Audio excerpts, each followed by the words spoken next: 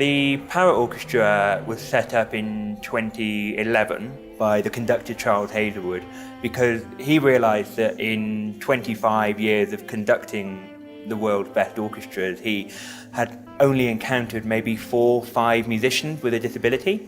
And so he thought this wasn't good enough and we needed more representation of disabled people in our orchestras around the world. So he set up the Paraorchestra and we made our debut in 2012 at the closing ceremony of the London 2012 Paralympics, which was an incredible way to launch the project.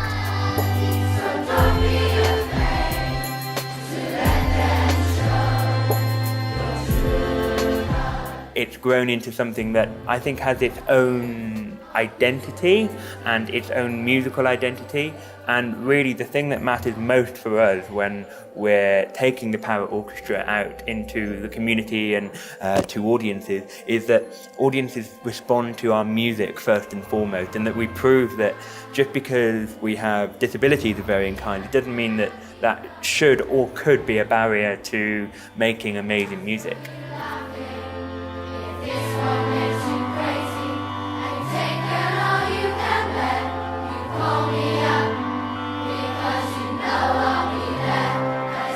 I think the Paraorchestra has made an impact in a number of ways. We're currently in partnership with a hall in Bristol, England called the Colston Hall.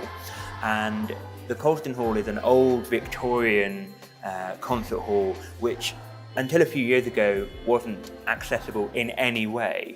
And so they're refurbishing their hall at the moment. And so the Paraorchestra, by being based in Bristol, have been able to work with the Colston Hall in improving their facilities and making them accessible.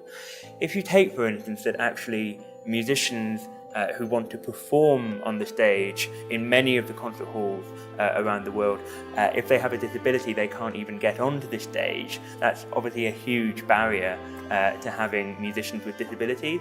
So we're hoping that the Colston Hall can be kind of like a trailblazer and can kind of be an example to other concert halls and venues around the world, and to say, look, it is possible with the right attitude and with some investment and with working with musicians like those in the Paraorchestra.